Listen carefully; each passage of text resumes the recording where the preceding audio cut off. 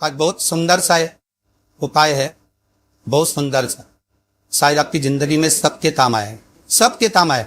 और नवरात्र में भी अगर आपकी कोई कामना है, आपकी अगर इच्छा है, आपका मन है, तो जगत जननी की आराधना करो। जिसको प्रैक्टिकल करना है वो यहाँ से जाकर भी कर सकता है, कहीं पर भी कर सकता, करना जरूर। कहीं सीओर वाला हमारा झूठ तो नहीं बोल रहा, इसलिए प्रैक्टिकल करते रहना चाहिए। इतने सारे पकड़ाए हैं, इन्होंने भी तो प्रैक्टिकल करा, को फल मिला कि नहीं मिला, करो। कहीं सीओर वाला झूठ बोलकर तो नहीं गया, प्रैक्टिकल जरूर करो। जिसको लगता है कि मेरे परिवार में कोई दूसरा व्यक्ति हस्तक्षेप कर रहा है, या मेरा पति किसी पर नारी के साथ में रह रहा है, या नारी किसी पर पुरुष के साथ में रह रही है, तो माखन थोड़ा सा प्रतिदिन माँ जगत जननी के मंदिर में अवश्य समर्पित करें। 9 दिन तक समर्पित करोगे, कैसा भी दोष होगा, कैसे भी ग्रह होंगे, वो सब हट जाएंगे। और जीव आपका ये वो नवरात्र है जिसमें प्रेम आनंद बढ़ता, इस स्नेह पर, इस साधारण नवरात्र। भाई भाई में अगर द्वेष हो रहा है, विवाद चल रहा है, अदालत वाले बात चल रही है, तो समझौता नहीं हो रहा, एक दूसरे से बातचीत में धारण करो। 9 दिन कुछ भी आप बाबा को पुष्प समर्पित करो। 9 दिन में एक दिन अगर घर में ज्यादा बीमारी झेल रही हो, ना कोई बीमार पड़ रहा हो, तो 1 लोटा पानी सुबह स्नान कर कर घर के चारों तरफ घुमाकर नीम के पेड़ के नीचे नवरात्र में डाल दें। महाराज 3 या 4 दिन लगेंगे, आराम लगना चालू हो जाएगा, जाति का रोग दूर हो जाए। पाता का 9 दिवस तक स्थान नीम के पेड़ के नीचे रहता, इसलिए आदि दक्षिण दिशा में देरी की नोट ले बिठाते। नीम के पेड़ को साड़ी पहनाते हैं, नीम के पेड़ का निमान भर कर मंगल सूत्र पहनाकर नीम के पेड़ का ही सुनार और दारे, और नीम के पेड़ के ही पूजन होती।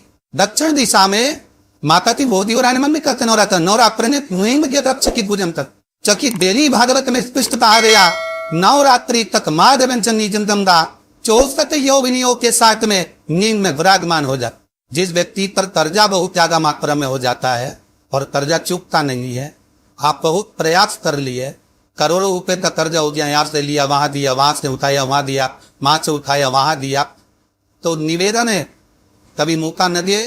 कर्जा मुक्ति के लिए सारे वृक्षों में अगर कोई श्रेष्ठ वृक्ष माना गया है तो वो वट का वृक्ष माना जाए।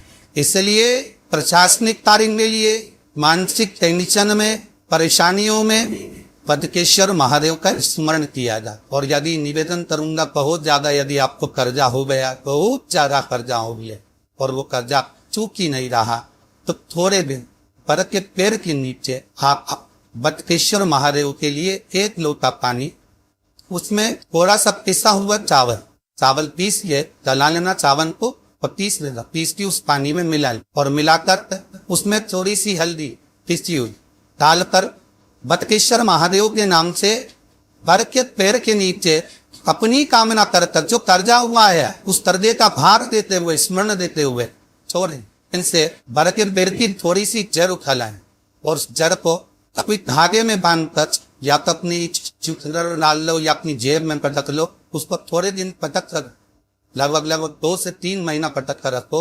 वो जड़ जैसे बढ़ता पेड़ विस्तार होता है, पानी गिरे ना गिरे, जलवृष्टि हो ना हो, गर्मी पड़े ना पड़े, उसको कोई फर्क नहीं पड़ता। बढ़ता वृक्ष आप लोग फैलता जाता हो कि जड़ें अपने आप प्रबल होती हैं। उसी तरह ये बदकेश्वर महादेव कहीं से भी अगर जड़ आपके पास में रखी है 1 महीना 2 महीना 3 महीना तक, तो ये जड़ अपने आप लक्ष्मी को पकड़ कर खींच कर लाती है और कर्जे से मुक्त करती है। बदकेश्वर महादेव का स्मरण सुखता दे। आप शनिवार के दिन जो पीपल के वृक्ष में सरसों के तेल का दीप लगाता है, उसको शनि कभी परेशान नहीं करता। एक बात हमेशा ध्यान रखिएगा, मान लो अगर कोई भारी रोग हो, ऐसा शनि महाराज के कारण हो गया हो, अच्छे काम करते करते उल्टे हो रहे होते, किसी किसी के साथ में विपरीत परिस्थिति आ जाती है।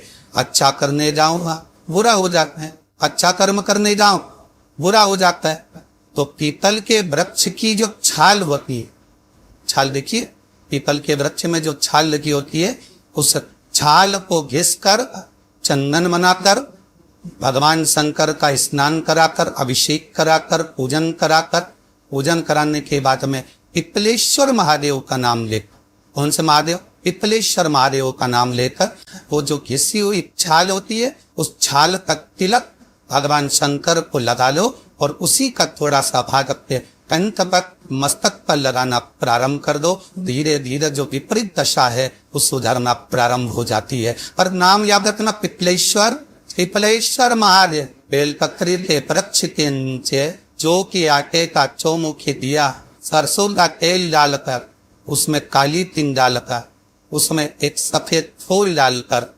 बेलपत्री के वृक्ष के नीचे जैसे एक चौमुखी दिए को जो के आटे के दिए को लगा दिया जाता है। जो व्यक्ति चिड़चिड़ करता है, जो व्यक्ति क्रोध करता है, जो व्यक्ति अपशब्द बोलता है, आनाचरा बोलता है, काने देता है, ईर्ष्या रखता है, घर में चिड़चिड़ करे, पूरे घर को अस्त व्यस्त करता रहता है, उस व्यक्ति का नाम और गोत्र बोलकर मात्र एक दिया लगा दिया जाए, व्यक्ति अपशब्द कहना बंद कर देता है, उसका प्रेम प्रबल हो जाता है, उसकी ईर्ष्या समाप्त हो जाएगी, उसकी नफरत समाप्त हो जाए। कहां से बार बार कहते ना, कई बार आपको कहा कि आपकी अगर धन की कमी पड़ रही है, पैसा नहीं आ रहा, व्यापार नहीं चल रहा, दुकान नहीं चली, धंधा नहीं चल रहा, नौकरी नहीं लग रही, सर्विस नहीं लग रही, तो हमने बार बार आपको कहा है एक दिया बेलपत्री के पेड़ के नीचे लगाओ घी का और एक दिया शंकर के मंदिर की चौखट पर लगाकर, बार बार आपको कहा, उस पर विश्वास रखकर लगाओगे, सुख मिलेगा, आनंद की अनुभूति होगी। और कितनी महत्वता कलश की मारत, जिनके घर में ज्यादा रोग हो, बीमारी हो, ज्यादा तकलीफें आ रही हो, कष्ट बढ़ रहा हो, बीमारियां बढ़ रही हो, या भय लग रहा हो, डर लग रहा हो, हृदय चित्त में कहीं ना कहीं आपको भय का भान हो रहा हो, तो एक लोटा पानी एक कलश में जल भर कर रख लीजिए और रात भर उसको रख रहने दो। नवरात्र चल रहा है, उस कलश को रात भर रखकर सुबह सुबह उस कलश में एक बेलपत्र डालकर उस जल को नीम के पेड़ के नीचे, जहां नवरात्र में नीम के पेड़ के नीचे सारी विद्याएं, आदि शक्तियां सारी देवी उस नीम के पेड़ के नीचे विराजमान रहती है। उस कलश में एक बेलपत्र डालकर रात भर रखकर उस जल को पूरे घर में घुमाकर उस नीम के पेड़ के नीचे समर्पित कर दीजिए महाराज। घर में भय लगना बंद हो जाएगा, कोई बड़ी बीमारी आपको घेरेगी नहीं और उस बीमारी से, उस रोग से आप मुक्त रहेंगे, उस बीमारी से, उस रोग से आप मुक्त पाए। वो बीमारी आपको घेर कलश पाए। सूखे आम के पत्ते जमीन पर गिर जाए, ऐसे बढ़ते जब पतझड़ का मौसम आता है तो आम के जो पत्ते नीचे जमीन पर झड़ते हैं, 21 पत्ते गड्ढे दरकर उसको आग लगाकर जलाकर भस्म तैयार कर लीजिए। और जिस पुरुष नारी को एक चर्म रोग हो जा, चर्म रोग, कहीं खुजली चल रही हो, कहीं दाने पड़ गए हो, कहीं चमड़ी सफेद लाल काली पीली जैसी पड़ गई हो, कहीं ताप हो रहे हो, चर्म रोग की खुजाई चल रही हो, तो शिव महापुराणी की कथा था ये संवाद याद रखिए। लिंगपुर आम के पल्लव को जो वर दिया गया, आम के 21 पत्ते इकट्ठे कर कर उसको आग लगाकर उसकी भस्म तैयार कर कर शंकर भगवान के शिवलिंग पर शाम के समय प्रदोष काल में चढ़ा दीजिए वो भस्म, और उस भस्म को उठाकर लेता रह जाओ, जाति में भर लो और गाय का खर उसमें डाल लीजिए और उस स्थान पर लगाना चालू कर दीजिए। 3 दिन में नाक खात खुजली जो भी होगी मिटना प्रारंभ हो जाएगी। उसमें इतनी प्रबलता आ जाती।